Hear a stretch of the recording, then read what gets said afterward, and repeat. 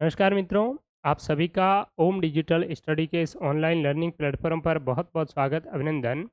Rajasthan polity की topic wise series के अंतर्गत आज हम डिस्कस करेंगे राजस्थान लोक सेवा प्रदान की गारंटी एक्ट 2011 के बारे में, महत्वपूर्ण एमसीक्यूज के बारे में, महत्वपूर्ण बहुल्य वैकल्पिक प्रश्नों के बारे में। ये जो आपका टॉपिक है, ये असिस्टेंट प्रोफेसर भर्ती परीक्षा के अंतर्गत भी ये शामिल है। इसके अलावा आपकी जेईएन की जो एग्ज़ाम हो रहा है होने वाला है आगामी, जेईएन के एग्ज़ाम में भी ये टॉपिक शामिल है। सीईटी में भी ये यहाँ से सवाल पूछे जाते हैं और भी जितने भी जो कॉम्पिटिटिव एग्ज़ाम है राजस्थान की, जिसमें राजस्थान की पॉलिटी आपकी आती है, तो लगभग सारे जो है आपका सिलेबस है, सारे जो एग्ज़ामिनेशन है, उसमें भी इस Rajasthan public service guarantee act से जुड़े सवाल है वो पूछे जाते हैं। तो पब्लिक सर्विस गारंटी जो एक्ट है, इसके बारे में हम कंप्लीटली जानने का प्रयास करेंगे कि ये इससे किस प्रकार से क्या ये आपकी सर्विस प्रोवाइड करवाता है, इसमें कितनी सेवाएं हैं, किस प्रकार से इससे संबंधित सवाल है वो परीक्षा में पूछे गए हैं। तो चलिए शुरू करते हैं। पहला जो प्रश्न है वो है आरजीडीपीएस क्या है? What is आरजीडीपीएस? राजस्थान सरकार की विधिक संस्था या राजस्थान सरकार द्वारा पारित एक अधिनियम, उक्त 1 व 2 दोनों इनमें से कोई नहीं। तो आरजीडीपीएस ये क्या है? राजस्थान सरकार द्वारा पारित एक एक्ट है, एक अधिनियम है, और इस अधिनियम के माध्यम से राजस्थान सरकार ने ये प्रावधान किए गए कि जो सर्विस राज्य सरकार के द्वारा प्रोवाइड करवाई जा रही है आम जनता के लिए, वो जो सर्विस है वो एक स्टिपुलेटेड टाइम लिमिट में लोगों तक पहुँचे। और उसमें क्या होता था कि पहले कोई भी आप सेवा प्राप्त करने के लिए जाते थे तो उसमें लेट लतीफ़ी बहुत ज़्यादा होती थी। जो लोक सेवक हैं वो अकर्मण्यता दिखाते थे, काम समय पर नहीं करते थे। तो इसमें जो विभाग इसमें शामिल किए गए हैं, तो उन विभागों को एक ये उन पर दायित्व है, ये सौंप दिया गया है एक प्रकार की पूरा स्टिपुलेटेड टाइम लिमिट में उनको क्या है, पूरी सर्विस है वो प्रोवाइड करवानी है। अगर नहीं करवाते हैं तो उनके खिलाफ है वो आपकी लीगल एक्शन भी लिया जा सकता है। ठीक है? तो ये एक क्या है, एक सरकार की विधिक संस्था, लीगल इंस्टीट्यूशन है वो नहीं है, ये केवल एक एक्ट है, अधिनियम है। नेक्स्ट है, और इस अधिनियम का फुल फॉर्म भी आपको ध्यान में रखना है। आरजीडीपीएस की फुल फॉर्म क्या है, ये भी पूछा जा सकता है। तो आरजीडीपीएस की फुल फॉर्म है Rajasthan guaranteed delivery of public service act 2011, यानी कि राजस्थान लोक सेवा प्रदान की गारंटी अधिनियम 2011, इसका क्या है, विस्तृत रूप है। नेक्स्ट है, लोक सेवाओं के प्रदान की गारंटी एक्ट 2011 को राज्यपाल की अप्रूवल, अनुमति है वो कब मिली थी? 2 अक्टूबर 2011, 14 नवंबर 2011, 21 सितंबर 2011, 2 अक्टूबर 2011। तो राज्यपाल महोदय का असेंट प्राप्त हुआ था 21 सितंबर 2011 को। इस एक्ट के लिए राज्यपाल की अनुमति कब प्राप्त हुई? 21 सितंबर 2011 को। और ये सवाल है, ये सबसे ज़्यादा बार रिपीट हुआ है। और वैसे साधारण अगर सिंपल से सिंपल यहाँ से सवाल पूछा जाए तो यही सवाल काफ़ी बार है वो पूछा गया है कि आरजेडीपीएस है वो राज्य में लागू कब हुआ? राज्यपाल की अनुमति तो कब मिली थी? 21 सितंबर 2011 को मिली, लेकिन राजस्थान में ये लागू कब हुआ? यहाँ विकल्प दिए जा रहे हैं: 26 जनवरी 2011, 15 अगस्त 2011, 2 अक्टूबर 2011 या 14 नवंबर 2011। तो ये आपका जेई के एग्ज़ाम में 111 कोड, 116 कोड में पूछा जा चुका है। और आरपीएससी के लेक्चरर, जो आपका कॉलेज लेक्चरर जैसा ही इनका सिलेबस है टेक्निकल एजुकेशन का 2021 में, इसमें भी ये सवाल पूछा गया है। तो ये आपका एक्ट है वो लागू कब हुआ? 14 नवंबर 2011 को। 14 नवंबर को क्या है? तो 14 नवंबर को नेहरू जयंती है। नेहरू जयंती, जवाहरलाल नेहरू जी की क्या है, जन्म दिवस है। और नेहरू जयंती को किस रूप में बनाते हैं? बाल दिवस के रूप में भी मनाते हैं। ठीक है? तो बाल दिवस के दिन, नेहरू जयंती के दिन 14 नवंबर को 2011 में ये एक्ट है वो पूरे राजस्थान में क्या हो गया था?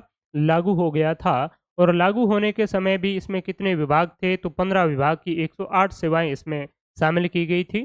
ठीक है? तो वो भी हम आगे क्वेश्चंस के माध्यम से देखेंगे, कई बार सवाल पूछे जा चुके हैं। तो लागू होने की डेट है 14 नवंबर 2011, और राज्यपाल की अनुमति प्राप्त की जो डेट है वो 21 सितंबर 2011 है। तो ये दो डेट आप लोगों को ध्यान में रखनी है। मोस्ट इंपॉर्टेंट डेट ये वाली है, ध्यान में रखना है। लागू कब हुआ? राजस्थान में लोक सेवा गारंटी अधिनियम किस मुख्यमंत्री की देन माना जाता है? तो आपको अगर पता है कि 11 में मुख्यमंत्री कौन थे, तो आप अच्छी तरीके से आंसर दे सकते हैं। तो ये जो लोक सेवा गारंटी प्रदान एक्ट हैं और राजस्थान लोक जो आपका सेवा जो एक्ट है, ठीक है, वो भी किसकी देन है?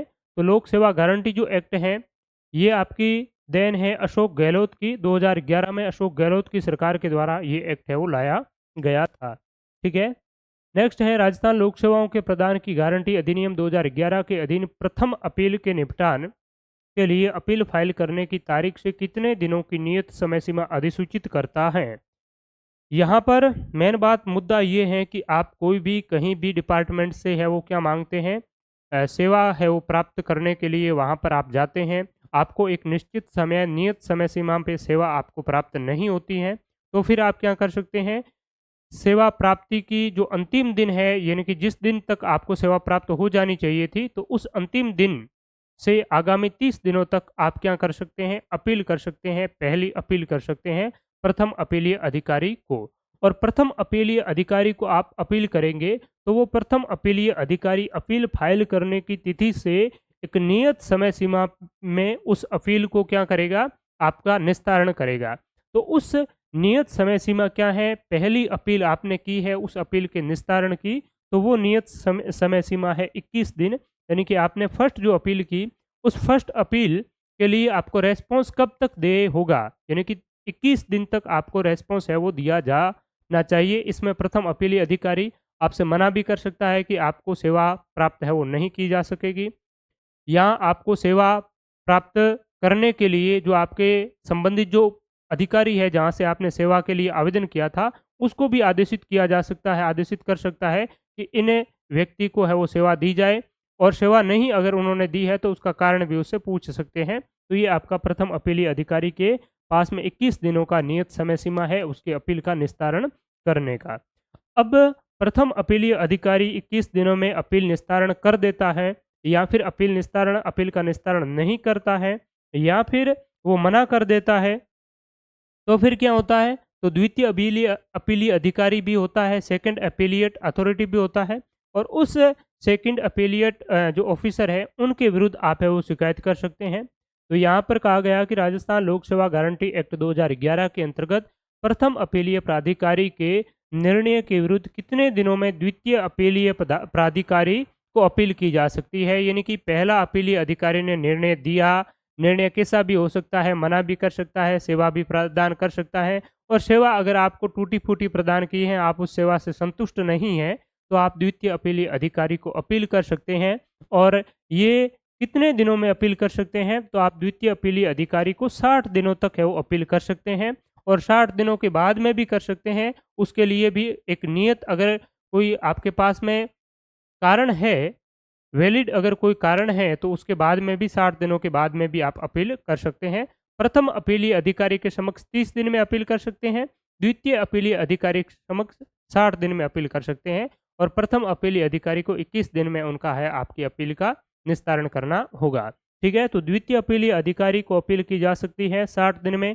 सीईटी परीक्षा में ये सवाल पूछा गया है। नेक्स्ट है राजस्थान लोक सेवाओं के प्रदान की गारंटी एक्ट 2011 में अधोलिखित को है वो आपको क्या करना है, देखना है, बारे में अधोलिखित पर विचार करना है। तो इसकी शुरुआत 15 सरकारी विभागों की 108 सेवाओं से की गई। सेवा प्रदान करने की निर्धारित अवधि की गणना में राजकीय अवकाशों को छोड़ा जाता है। तो इसमें विकल्प हैं, यहाँ पर कूट दे रखे हैं, तो इसमें क्या है, इसकी शुरुआत जब हुई, कब शुरुआत हुई, 14 नवंबर 2011 को जब इसकी शुरुआत हुई, तो उस समय इसमें कितनी जो सेवाएं, कितने विभाग थे, तो 15 डिपार्टमेंट राजस्थान के इसमें शामिल किए गए और उनकी 108 सेवाओं को शामिल किया गया। मोस्ट इंपॉर्टेंट है, कई बार ये चीज़ पूछी जा चुकी है। सेवा प्रदान करने की निर्धारित अवधि की गणना में राजकीय अवकाशों को छोड़ा जाता है। यानी कि कोई सेवा कितने समय में लोग जो सेवा अधिकारी हैं या फिर कोई भी डिपार्टमेंट का अधिकारी है, वहाँ से आप जैसे कि मूल निवास प्रमाण पत्र बनवाने के लिए गए, जाति प्रमाण पत्र बनवाने के लिए गए, तो उसके लिए 5 दिनों का जो एक समय सीमा है, अलग अलग इसमें सर्विस के लिए अलग अलग समय सीमा निर्धारित की गई है।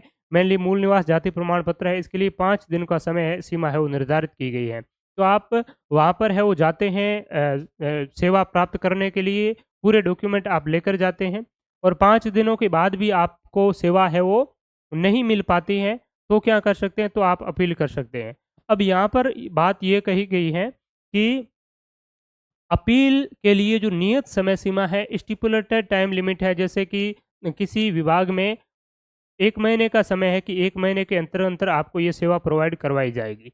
तब 1 महीने का जो समय का काउंट किया जाएगा, तो उसमें जितने भी जो आपके हॉलिडेज़ होंगे, राजकीय जो अवकाश होंगे, उन अवकाशों को इसमें काउंट नहीं किया जाएगा नियत समय सीमा में, क्योंकि वो वर्किंग डेज़ नहीं है, केवल वर्किंग डेज़ को इसमें है वो काउंट किया जाएगा। तो राजकीय अवकाशों को सेवा प्रदान करने की स्टिपुलेटेड जो टाइम लिमिट है, उसमें गवर्नमेंट जो आपके हॉलिडेज़ हैं, उनको क्या है, काउंट नहीं किया जाता है, स्टेट हॉलिडेज़ को आपको एक्सक्लूड किया जाता है, ठीक है? तो उसको राज्य के अवकाशों को छोड़ा जाता है, तो कहने का मतलब है 1 और 2 बोथ 1 एंड 2 आर करेक्ट, यानी कि दोनों ही इसमें सही हो जाएँगे।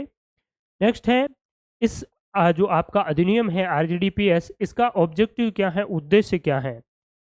तो ये ज़्यादातर सवाल आपको किससे दिख रहे हैं? जेईएन के पेपर से दिख रहे हैं, क्योंकि जेईएन के पेपर में ये अलग से आपका किया गया है, पूरा टॉपिक इसमें डाला हुआ है आरजेडीपीएस का, तो जेईएन के अभ्यर्थियों के लिए तो बहुत ही ये महत्वपूर्ण है। पारदर्शिता लाना, यानी कि इसका ऑब्जेक्टिव क्या है? तो एक ट्रांसपेरेंसी उसको लाना है, दूसरी है शिकायत निवारण तंत्र उपलब्ध करवाना, प्रोवाइडिंग ग्रीवियंस रेड्रेसल मैकेनिज्म, सेवा प्राप्ति का अधिकार देना, giving the right to receive services या उपयुक्त सभी। तो इसमें सारे ही इसके क्या हैं, ऑब्जेक्टिव हैं, ऑल ऑफ द अबव इसके ऑब्जेक्टिव हो जाएंगे। यानी कि ट्रांसपेरेंसी को लाना, पारदर्शिता को लाना, और एक सेवा प्रदान के लिए एक मैकेनिज्म है, वो आपका प्रोवाइड करवाना, ठीक है?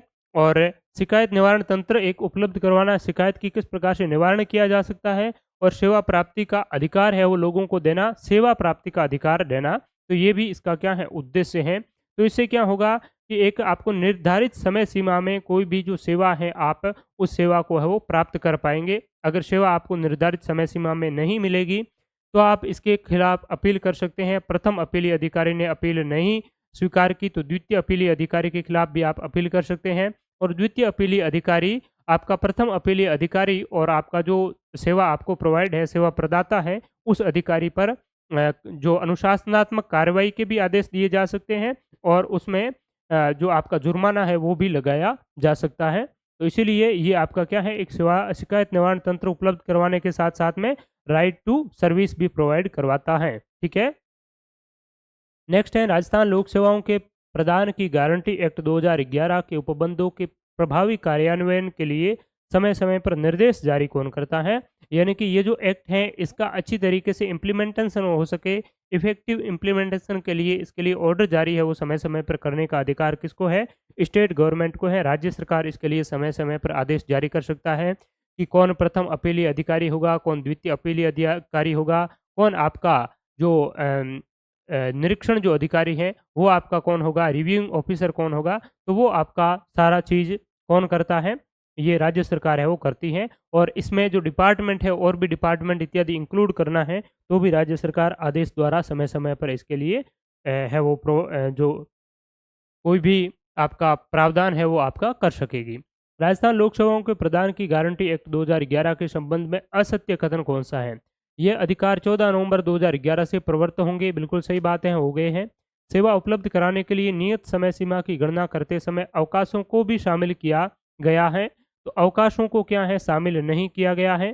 प्रथम अपील, द्वितीय अपील तथा पुनरीक्षण आवेदन के मेमो के साथ कोई फीस संदेह नहीं होगी, तो ये मोस्ट इम्पोर्टेंट फैक्ट है और ये सही भी है।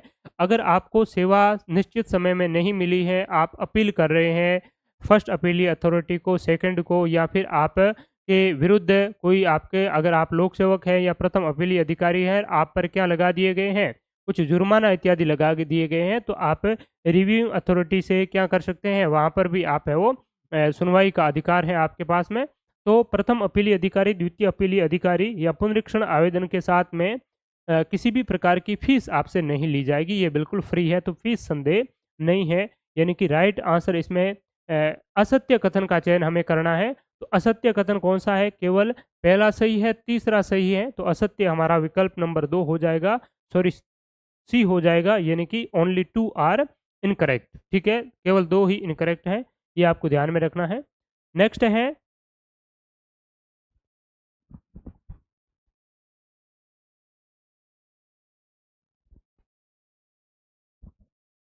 तो यहाँ पर है कि राजस्थान लोक सेवा गारंटी डिलीवरी एक्ट के संबंध में कौन सा कथन सत्य नहीं है। तो यहाँ पर आपसे अलग-अलग किस डायमेंशन से सवाल पूछे जा सकते हैं, इसमें हर प्रकार के जो सवाल हैं, वो ऐड किए गए हैं। तो देखिए, वर्तमान में अधिनियम में 27 विभागों की 287 सेवाओं को शामिल किया गया है।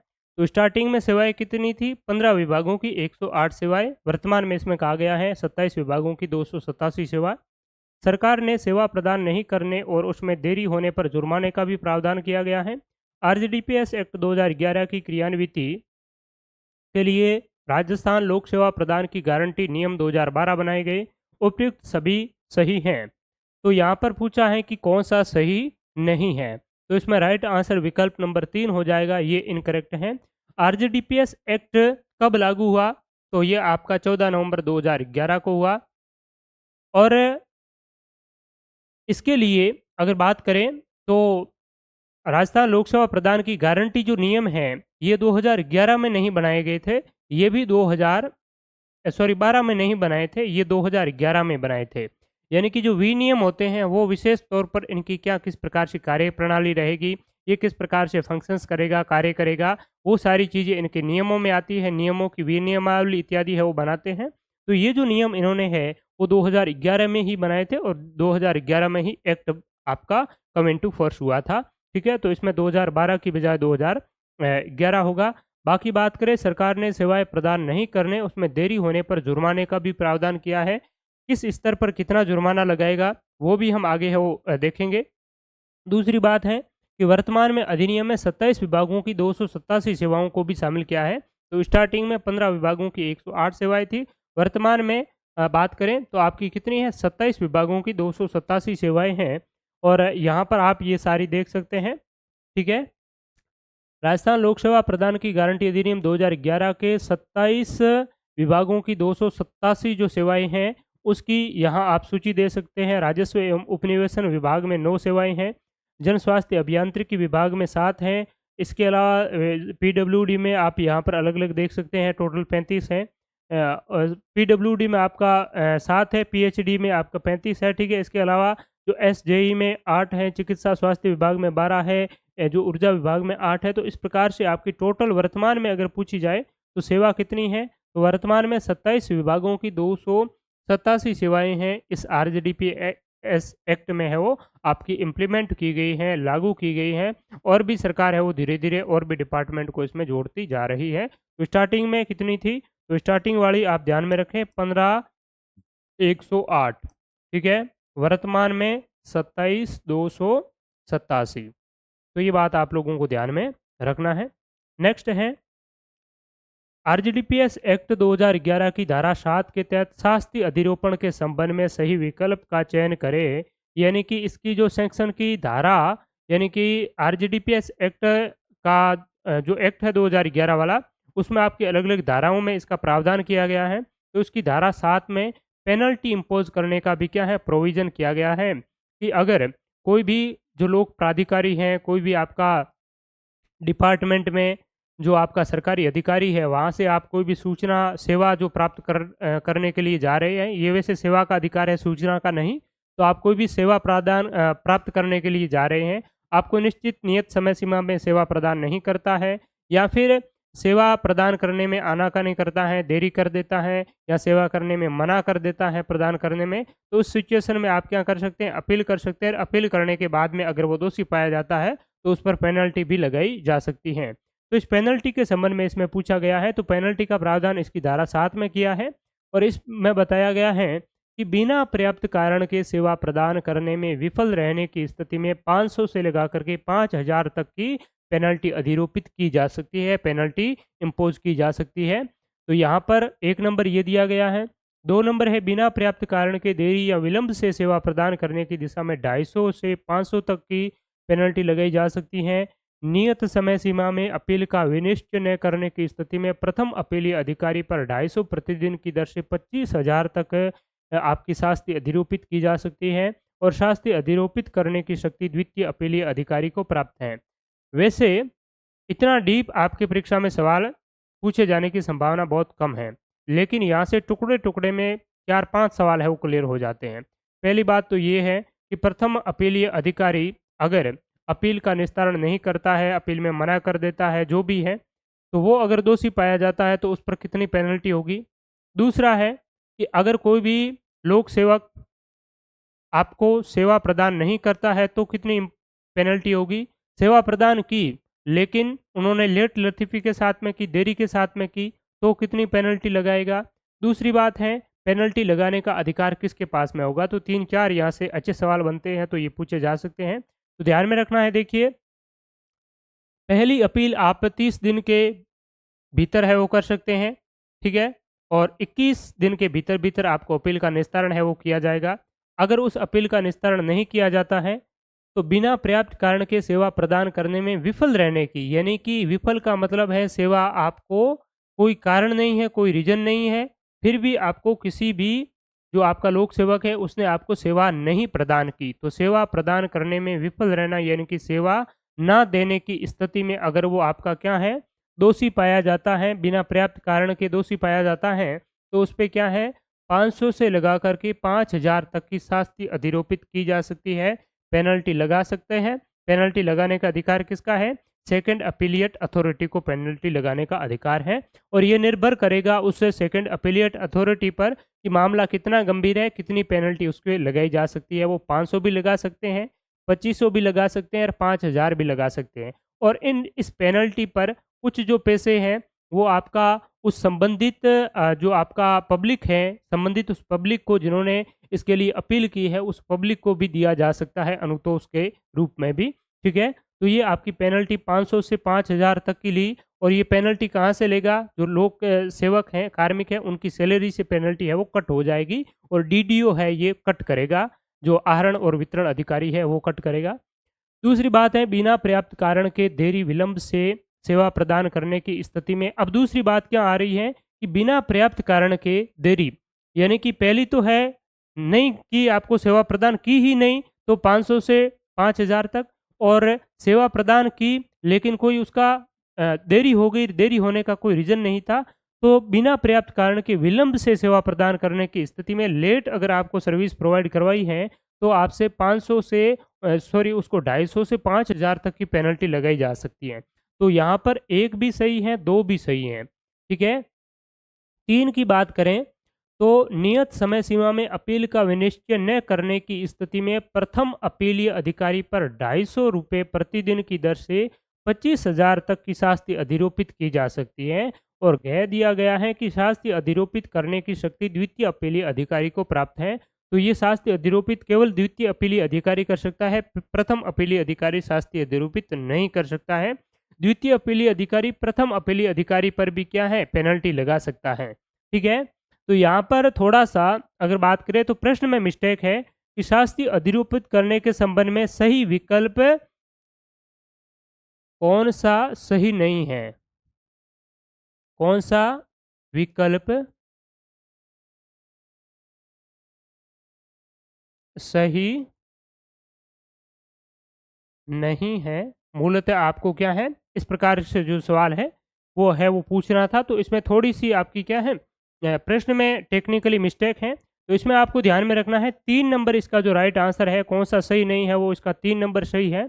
अगर नियत समय सीमा में पहली अपील का निस्तारण नियत समय सीमा कितनी है? 21 दिन में, 21 दिन में आपकी पहली जो अपील है, उसका निस्तारण नहीं किया, तो प्रथम अपीलीय अधिकारी पर भी कितनी है? 500 से लगा कर के 5000 तक की पेनल्टी इम्पोज़ की जा सकती है। तो प्रथम अपीलीय अधिकारी पर भी कितनी पेनल्टी है? 500 से 5000 तक की। चाहे उन्होंने मना किया हो या फिर सर्विस प्रोवाइड नहीं की हो या देरी की हो, ठीक है? तो विनिश्चय न करने की स्थिति में यानी कि अपील का जो निस्तारण इसने नहीं किया है, अपीलीय अधिकारी ने, फर्स्ट अपीलीय अधिकारी ने अपील का निस्तारण नहीं किया है, तो अपील में वो क्या कर सकता है, निस्तारण कैसे करेगा?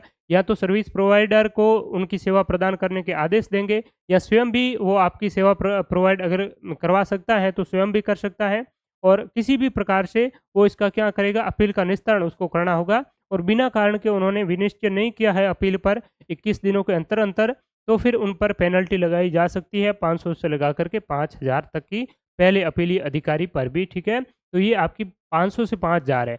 अब ये 250 प्रतिदिन और 25,000 वाली भी बात आपने कहीं न कहीं तो सुनी होगी, पढ़ी होगी। तो ये किस संबंध में है? ये आपकी आरटीआई के संबंध में है। यानी कि आपने आरटीआई लगाई, सूचना के तहत कोई सूचना माँगी और सूचना आपको समय पर नहीं मिली, तो उस पर अधिकतम ₹250 प्रतिदिन की दर से लोक सेवा अधिकारी है, उस लोक सूचना अधिकारी है, ठीक है? उस पब्लिक इन्फॉर्मेशन जो ऑफ़िसर है, लोक सूचना अधिकारी है, उस लोक सूचना अधिकारी पर अगर आपको सेवा प्रदान नहीं करता है, यानी कि आपको सूचना प्रदान नहीं करता है, तो ये जो पेनल्टी है, वो कौन लगाएगा? ये पेनल्टी लगाने का अधिकार है राज्य सूचना आयोग को। राज्य स्टेट इन्फॉर्मेशन जो कमीशन है, वो ₹250 प्रतिदिन की दर से 25,000 तक की पेनल्टी है, वो लोक सूचना अधिकारी पर है, वो इम्पोज़ कर सकता है। तो 250 से 25,000 वाली बात कहाँ किसकी है? ये आपकी राज्य सूचना आयोग की है, ठीक है? या आरटीआई के तहत है, जो सूचना का अधिकार है, उसमें है। तो इसमें आपको मोटे तौर पर ध्यान में रखना है कि लोक सेवा गारंटी प्रदान के एक्ट के तहत अधिकतम कितना शास्ति लगाई जा सकती है, कितनी जुर्माना या पेनल्टी लगाई जा सकती है। तो इसके तहत अधिकतम 5,000 की पेनल्टी लगाई जा सकती है और आपकी लोक जो आपका राज्य सूचना आयोग है या आरटीआई है, राइट टू इन्फॉर्मेशन जो एक्ट है, इस सूचना के अधिकार अधिनियम 2005 के तहत अधिकतम पेनल्टी 25,000 की लगाई जा सकती है। ठीक है? तो आरडीपीएस पेनल्टी 5,000, आरटीआई पेनल्टी 25,000, ये बात आपको ध्यान में रखना है। तो इस प्रकार से राइट आंसर हमारा कौन-सा हो जाएगा? सी राइट आंसर हो जाएगा। नेक्स्ट है राजस्थान लोक सेवा के प्रदान की गारंटी एक्ट 2011 की धारा 8 द्वारा प्रदत्त शक्तियों का प्रयोग करते समय राज्य सरकार पुनरीक्षण अधिकारी के रूप में नाम निर्देशित कर सकती है। यानी कि राज्य सरकार पुनरीक्षण जो अधिकारी है, रिवीजन जो ऑफिसर है, वो किसको बनाएगा? रिवीजन ऑफिसर क्या करेगा? तो ये जो द्वितीय अपीली अधिकारी है, ये वैसे आपका शीर्षस्थ जो अपील है, अपीली अधिकारी है, उनको हम कह सकते हैं कि ये सबसे टॉप वाला अपीली अधिकारी है, इसके ऊपर कोई अपील नहीं की जा सकती।